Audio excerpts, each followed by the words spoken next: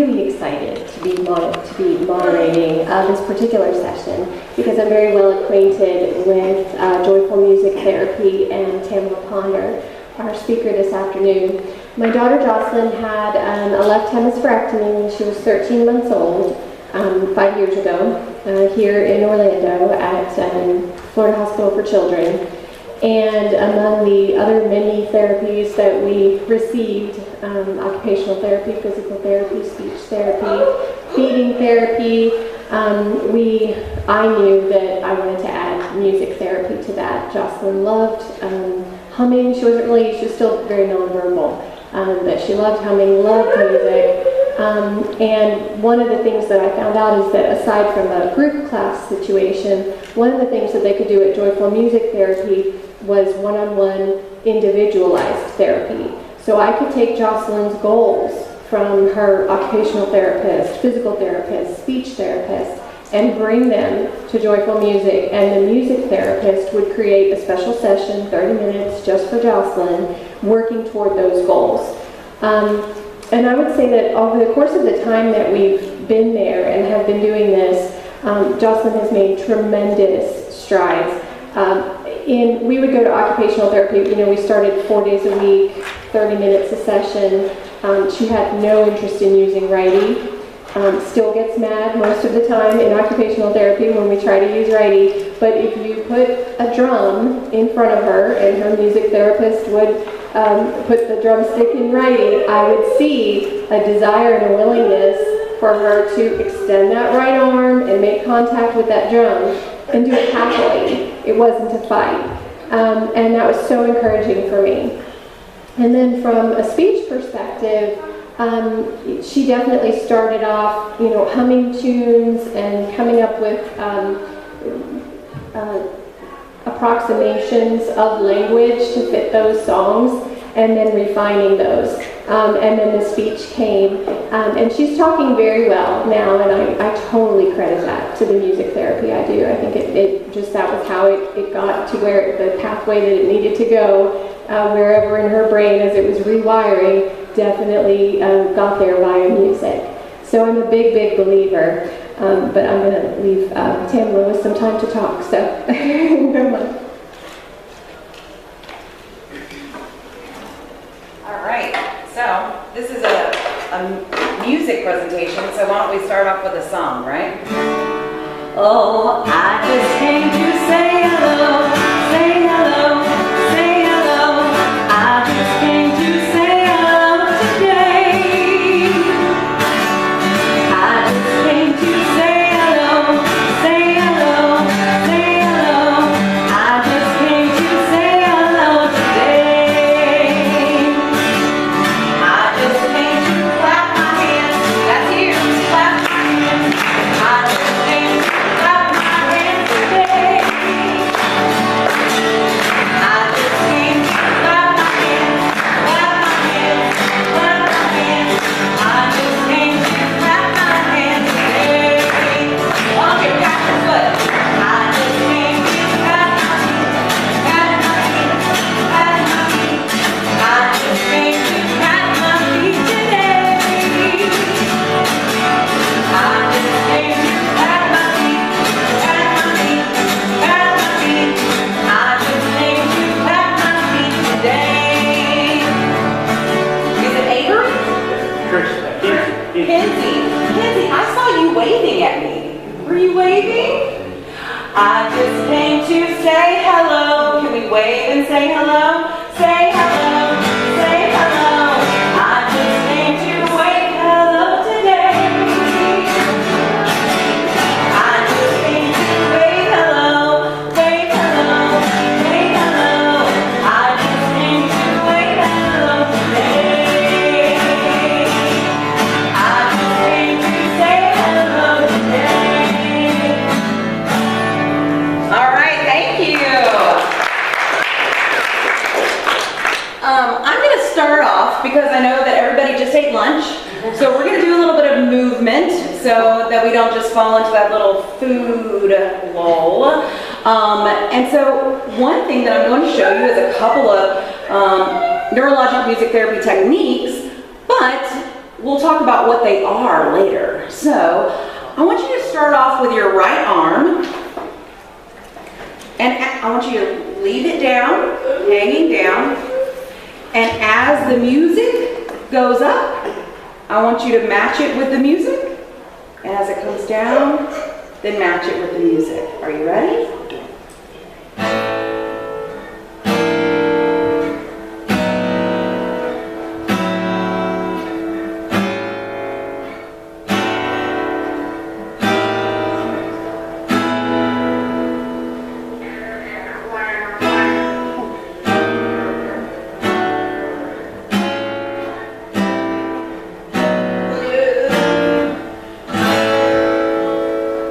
Nice job. All right, other hand. The slower that I go, the harder it is. So this one I'll do a little faster.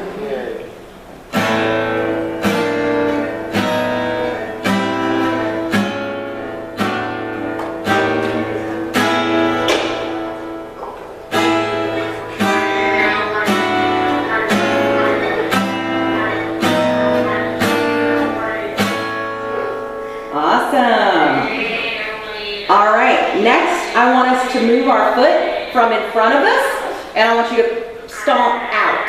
So you're going to step in, step in. Here we go. It's close to you.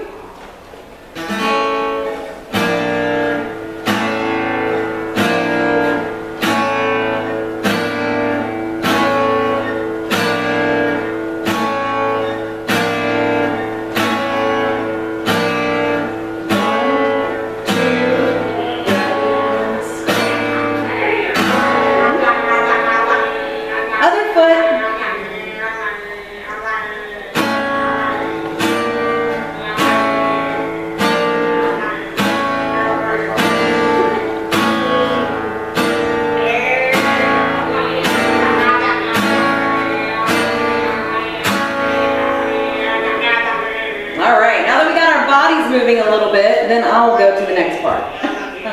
So, has anybody here experienced music therapy? Awesome. All right. So, hopefully, a lot of the stuff that I'll tell you, you might already know, but I'm hoping to give you a lot of brain information on neurologic music therapy and how the brain processes it to give you some more information. This is the full definition of what music therapy is according to the American Music Therapy Association. Let me put this guitar down.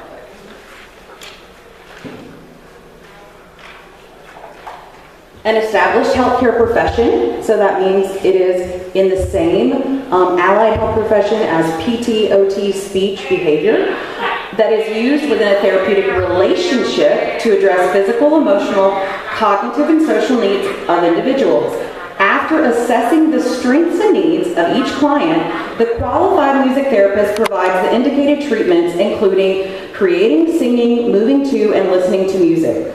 So the rest of it you can read right there, and if you signed up on the for my email, I will send you the slides on Monday. But this is the easier way to say it. A clinical and evidence-based use of music interventions to accomplish individualized goals within a therapeutic relationship by a credentialed professional who has completed an approved music therapy program. So, what does that mean? Who is the professional that can be a music therapist? Well, you have to either have a bachelor's or a master's degree in music therapy from an approved university, approved by the Certification Board of Music Therapists and the American Music Therapy Association. Our studies include music theory, music history, music therapy in specific populations and practicums, psychology, theory, research, and practice. So when I say specific populations and practicums, usually what they would do is if I was studying music therapy and geriatrics, I would also have a practicum that same semester working in a memory care unit, or music therapy in psychiatrics, and I would have a practicum in a mental health facility. Pediatrics, you get the gist of that. Then the other thing is proficiency testing for guitar, piano, and voice. So yes, you do have to be a musician, and it's really hard to carry a piano around with you every day, so you have to learn to play guitar. You have to do a 6-month internship at a board approved site with a minimum of 1,200 clinical hours. There is a national board certification exam. We recertify every 5 years and required through continued education hours. And then there's additional training that you can do, such as neurologic music therapy, NICU music therapy, hospice music therapy. So I have done my additional training in early intervention and in neurologic music therapy. These are the populations that we serve. So it's kind of a running joke between music therapists that music therapy can be used from the cradle to the grave. So we go into the NICU and we work with the babies that are still in isolates, and we help them by singing to them, by doing multimodal massage, but we also work in hospice. And so all the way in between. Music therapy sessions may include singing songs, playing instruments, movement to music, social games, active listening activities, composing songs, and lyric analysis. So a lot of times when people see music therapy, they don't know really what's going on behind it because it looks like you're just playing music, you're just having a blast. But if you are working with a board-certified music therapist, she or he has specific goals that they are working on. So, real quick, I'm going to just go back and we're going to do a real quick game with rhythm. So on this side of the room, this is your rhythm. So it's pretty easy. It's me, me, clap, me, me, clap, me, me, clap. Join me. Me, clap. It's like the We Will Rock You, right? Me, me, clap, me, and stop. Okay, so my other side of the room is me, clap, clap, clap. Me, clap.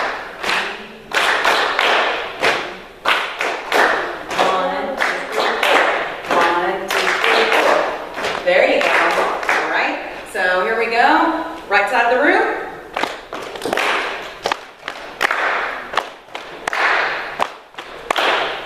Keep it going.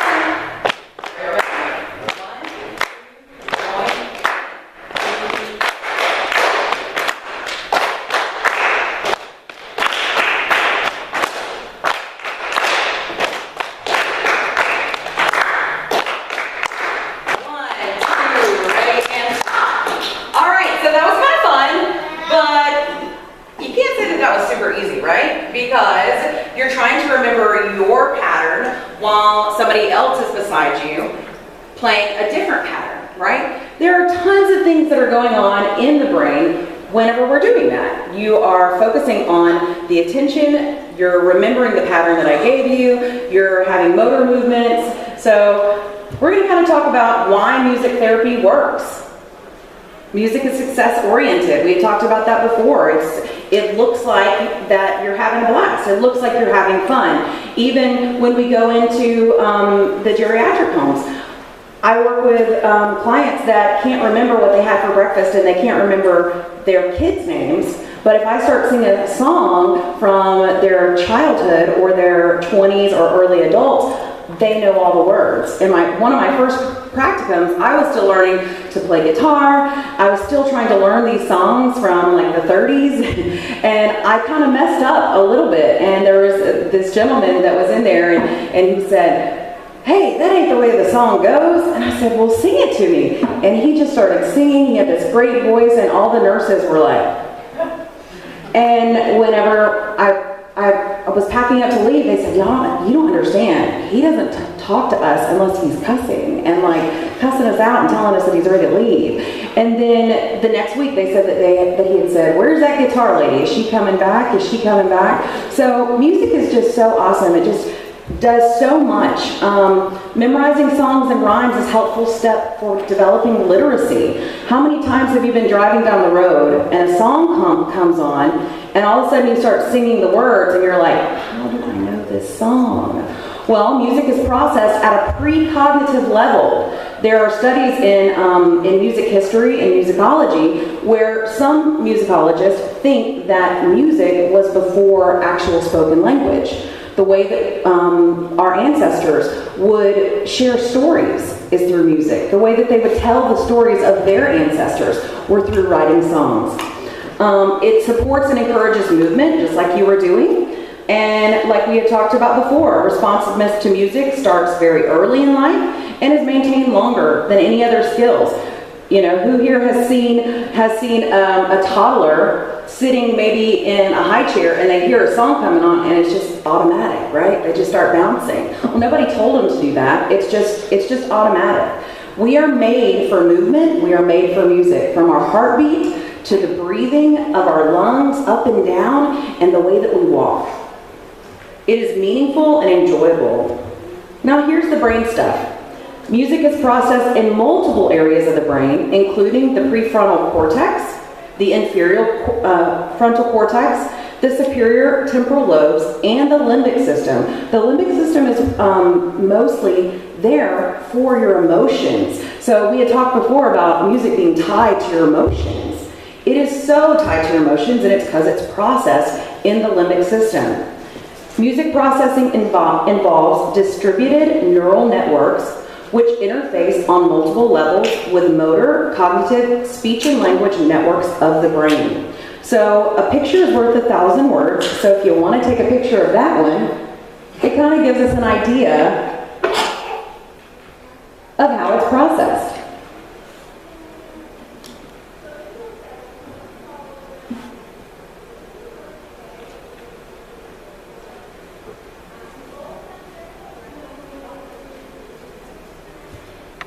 So what is neurologic music therapy? It is the therapeutic application of music to cognitive, sensory, and motor dysfunctions due to neurologic disease of the human nervous system. NMT is based in neuroscience model of music, perception, and production and the influence of music on functional changes in non-musical brain and behavior functions. This is the only music therapy technique that is endorsed by the World Federation of Neurologic Rehabilitation. So that's really saying a lot. The newest research that I found on music therapy and epilepsy is very, very new. And I found it whenever I was preparing for this conference, and I was like, oh, I can't wait to share this with these guys. Because it was presented in November 2015 at the APA Association Convention, and it shows that people with epilepsy process music differently than people without epilepsy. Researchers recorded brain waves using the EEG, while patients listened to 10 minutes of silence, followed by either Mozart's Sonata for 2 pianos, or John Coltrane's My Favorite Things. It was random, so they didn't know what they were going to get. The studies found significantly higher levels of synchronization in the EEG activations when listening to music in persons with epilepsy than people without epilepsy. So, what does that say about music therapy? It says that it's a perfect mode to use for people with epilepsy, and this is the reason why. The synchronization in music neurologic therapy, we call it entrainment. So synchronization, entrainment. It's pretty much the same thing. This occurs when the frequency of the activity of one system determines the frequency of activity in another system. It is our internal timekeeper. We entrain to the more powerful oscillator. So, when we were doing our little clapping game, right? Whoever was louder eventually is the one that we would go with. So we'll try it again.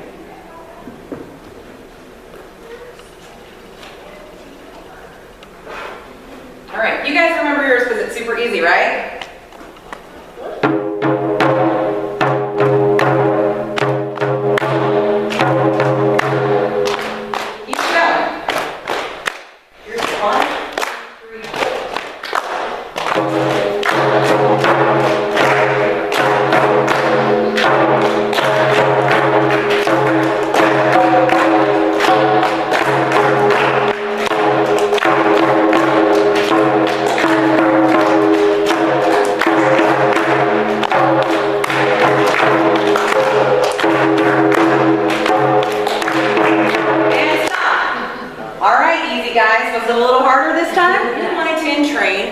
with the louder rhythm, with the stronger rhythm. So that is physiological entrainment at its simplest form. Who's ever been walking or running on a treadmill and all of a sudden you're listening to your favorite music and then it shuffles and it goes to something like, meditation music or something, and you're like, oh, I gotta get back where I'm going, right? So you flip, because most people don't like to run to slow music. It just doesn't make sense. Why? Because our body wants to entrain to the more powerful oscillator. So audio spinal facilitation means that auditory stimuli excites neurons in the spinal cord, which prime muscles for movement. So how many times have you been somewhere and all of a sudden you just realize that you're tapping your toe, or you're snapping, or like we were talking about the baby in the high chair that has never been taught to bop to music, but they're already doing it. This is because of the nervous system. Rhythmically structured sound patterns can entrain the timing of muscles, activation patterns as measured in EMG, facilitating more efficient movement during rhythmic movements. So specifically for gait training, we use a lot of rhythm for gait training. So I'm going to specifically talk about different types of techniques for neurologic music therapy. The first one I'm going to explain to you is rhythmic auditory stimulation, and that would be for gait training. What we would do is we would assess the person and where their natural gait pattern is falling. If their natural gait pattern is very slow, or it's not in perfect timing, it's a little stutter step, then in the first couple of times that I met with them, I would match them where they are. Then the next time, I would use either a metronome so that they could hear it, or I've done this before, I put the metronome in my ear and then I play the guitar and I have them walk to the beat, or I play the drum. And then over time, there's tons of research on this. In fact, they've just created a new treadmill that actually has this rhythmic auditory stimulation in it. That over time, you would be able to increase the gait pattern, increase the speed, and also how you're moving, so it's not so shuffle step. The first research that they did with rhythmic auditory stimulation was more in Parkinson's disease and in stroke victims. So pattern sensory enhancement. It is used with movements that are not naturally rhythmic. So a sit to stand function. I'm going to show you, if I was trying to help somebody learn how to go from sit to stand, I might use something like this.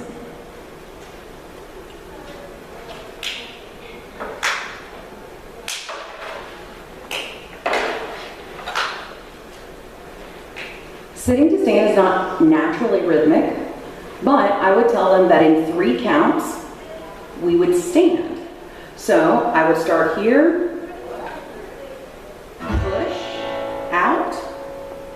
push out, stand, and then whenever you're sitting down, sit down, push back. Really, the music is simple. The music is simple. The music is natural. It's the way that we apply the music and the goals that we have. The other thing that we're actually using with this little girl is called Therapeutic Instrumental Music Performance. We call it TEMP, just because that's a long thing to say. And it's when we use instruments in non-traditional ways. So, if I could have a volunteer, that would be really awesome. Anybody want to volunteer? If not, I will have my intern. Yes, awesome, thank you. Thank you. Yes, thank you. Zoom in really fast. All right. Would you mind sitting in that chair right there?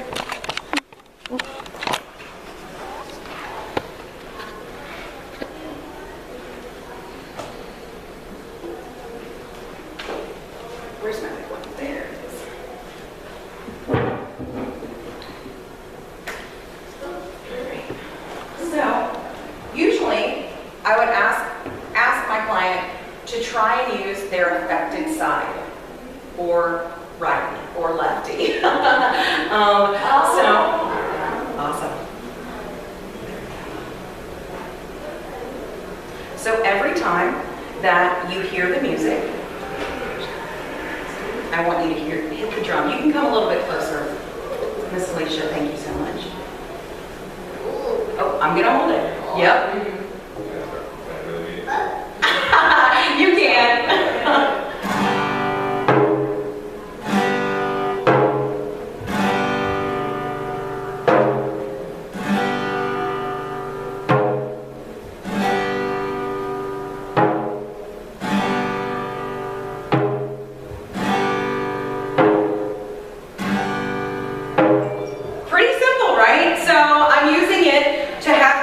Midline, to have him use his affected side.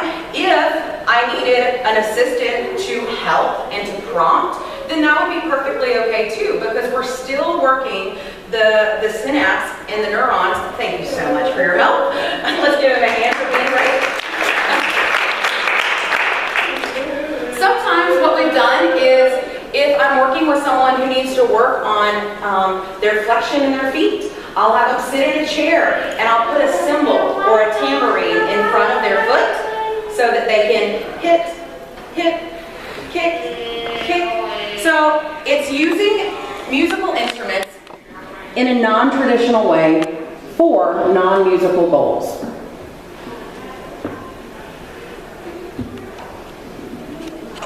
Here's a couple of the techniques that we use for speech and language. Musical speech stimulation. This one's going to be pretty easy. I want you to finish what I sing. You are my sunshine. There it is. Okay, so what about twinkle, twinkle? It's easy, right? So anytime you hear these songs that are familiar to you, you want to fill in the blank, right? So sometimes when we're talking to kids and stuff, we're going to say, okay, we're going to play a musical ad-lib or musical Mad Libs, and I want you to fill in the blank. And we'll use songs that are super familiar, then we'll start using songs that aren't as familiar, and so that they have to tap in a little bit deeper, but they're starting, and you know what, even if I just get a, I'm like, because that was an approximation of speech. Because you know what? The next time, they might actually give me a vowel sound. So the rhythmic speech cueing is when we use rhythm to pace the rate of speech, helpful in motor planning in apraxia fluency disorders. It is metered, patterned, and it helps us for functional phrases. So if I was working with someone who had a fluency disorder or apraxia or aphasia, I would help them by teaching them things that they need to be able to say. So,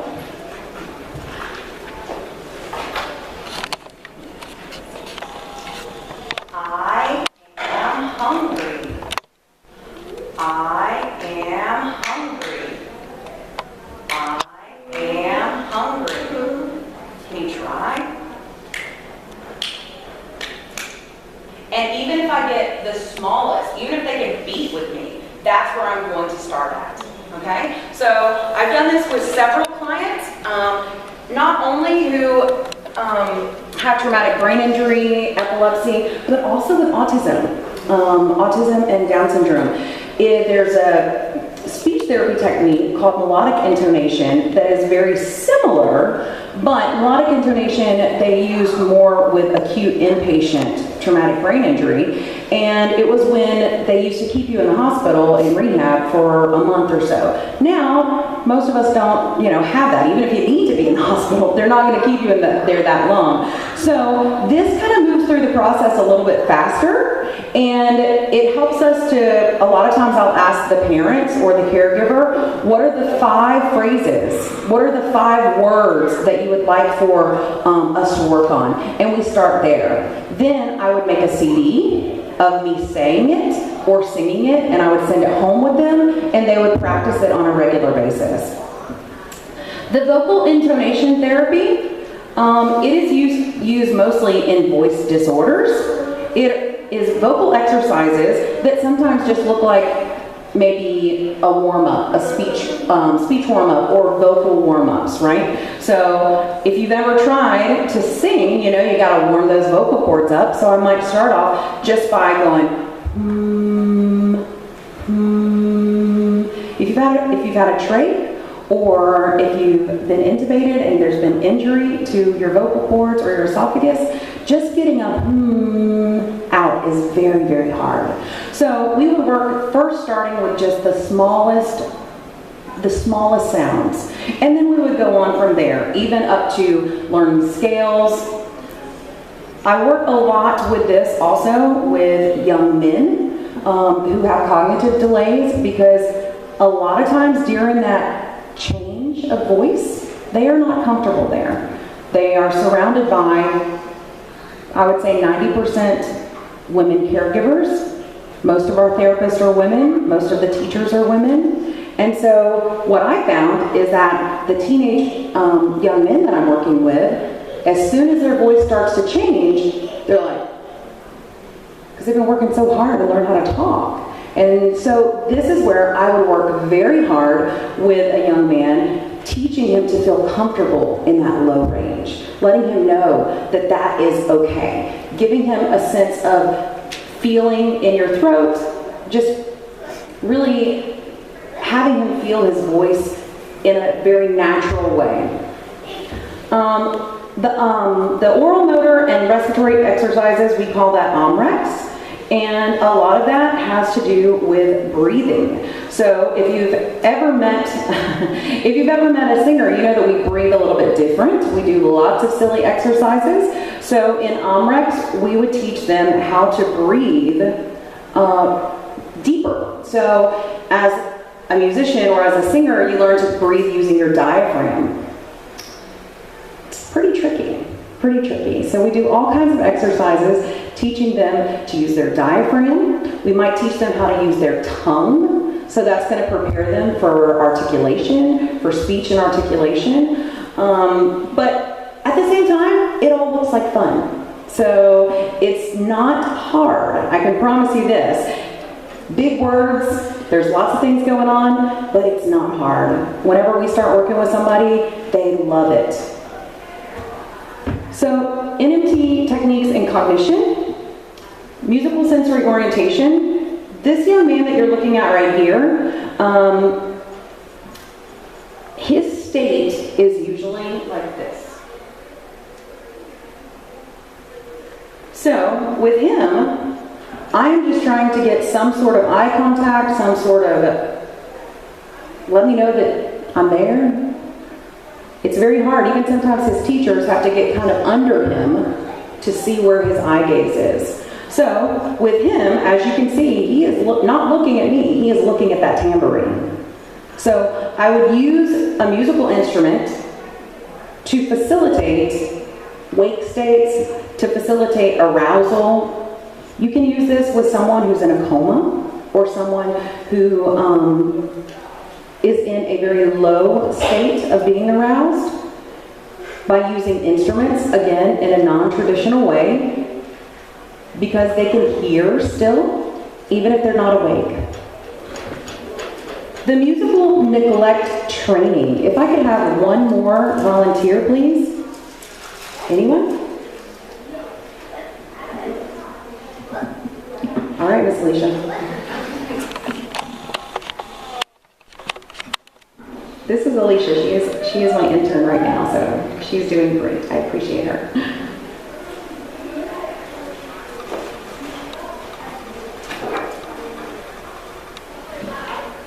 All right, I'm going to use sit right there. Would you rather use drums or bells? Bells, please. All right. Just make it hard on you guys.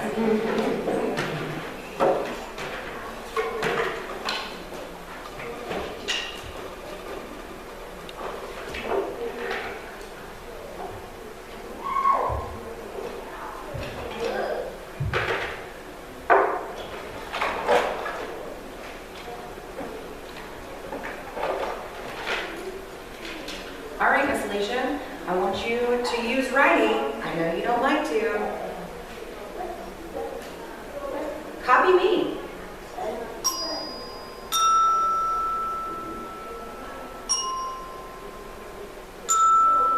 Good job.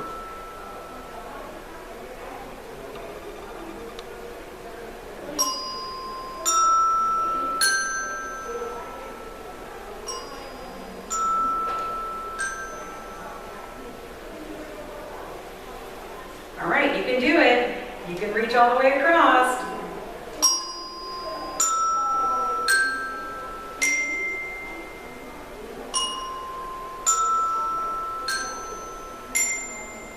Thank you. Give her a hand. That is a very simple explanation of what we might do in musical neglect training, and of course, it doesn't happen that fast, right? It doesn't happen that fast. For maybe the first 3-4 sessions, I have to build rapport with my client, and I have to only play on the right side. I have to do hand over hand. I have to prompt them for every single movement. But as soon as they're doing really well on that, I'm going to add another bell. I'm going to add another drum. I'm going to do something to push them past where they feel comfortable. But it's going to be musically pleasing to their ear. It's going to fall right in line with the pattern that they want to do.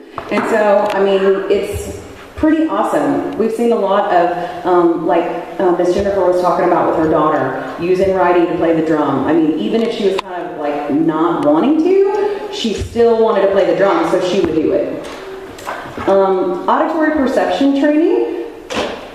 We did a lot of that just a second ago whenever we were doing the different rhythms. So we can teach different rhythms. We work on sustained attention, select attention, divided attention. Whenever we're working with someone who has ADHD, we work using a lot of this auditory perception training.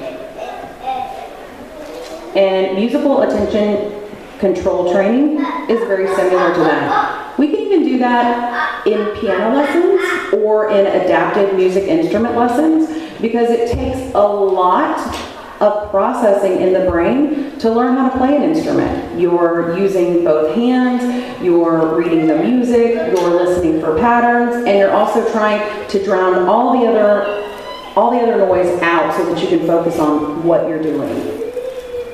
So these are the services that we provide at Joyful Music Therapy. Joyful Music Therapy is the only music therapy private practice in Central Florida, and I'm so proud to say that I started it just because I saw the need in 2008, and now we have 7 board certified music therapists, and we have internship programs where we have interns coming for 7 months at a time, and they rotate twice a year. So if you're in the area, that would be amazing if you could come, but I know most of you are not. So now what? I would say find a board certified music therapist in your area, preferably a neurologic music therapist. We have the credentials behind our name, MTBC. So that's music therapist, board certified. There's a huge difference between somebody who's just teaching a music class and a music therapist, or someone who is teaching piano lessons and a music therapist. The other things are great, it's awesome, but where we're working at right now, where we want to stimulate the brain and we want to do specific goals, working on specific goals, working on motor rehabilitation, working on speech and language, you need a music therapist. So, in order to find a music therapist, you can go to musictherapy.org, and that is the National Association for Music Therapists. And they have right on the left-hand side, it says, find a music therapist.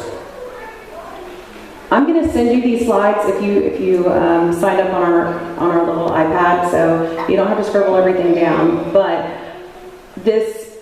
I can't stress how much important it is to you. I've gone in, even here in Florida, I've gone in and went to a nursing home and I saw something on the activities board where it said Joyful Music on Monday and then Bob on Music Therapy with Bob on Saturday. And I know all music therapists in Central Florida by name at least.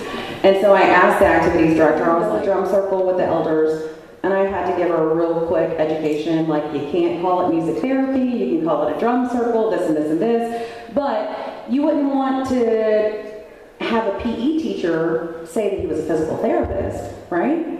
So it's the same thing.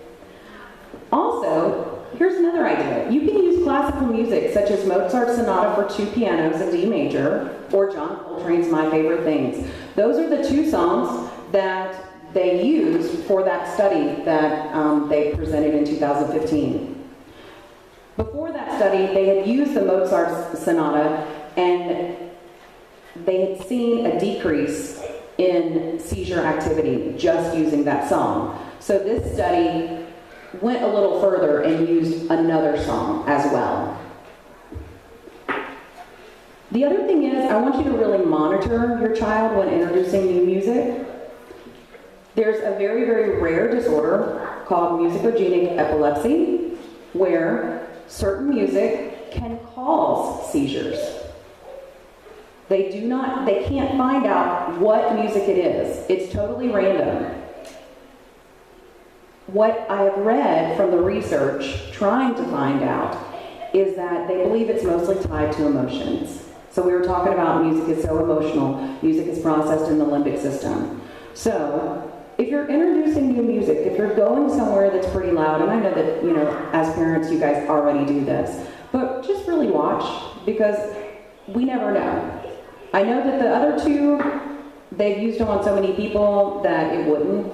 And if you're using other music, but just be careful. It's very rare, but be careful. The other thing I would say is enroll in piano lessons or music and movement program. So yes, I want you to find a board certified music therapist, but if there is not a music therapist in your area, then the next best thing would be to take piano lessons or enroll in a music and movement program such as Kinder Music or Music Together or something like that. So I have 2 pages of references that I will send you, and then we have got about 40 minutes. About 40 minutes for music. I'm sorry, for questions about any of the music therapy stuff, if you want to know any more about specifically what we do, or if I can help you in any way to point you in the right direction to find a music therapist. Yes? Does insurance cover music therapy? So his question was, does insurance cover music therapy? It is according to your state.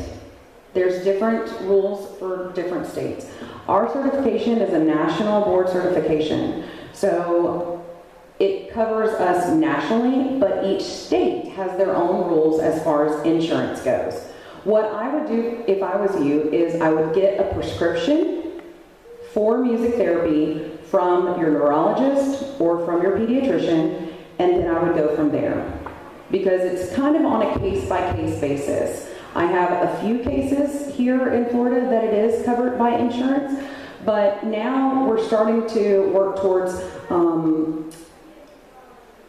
a bill that we've had in the House in Tallahassee for the past 2 years, trying to get it passed so that it would be covered under insurance here.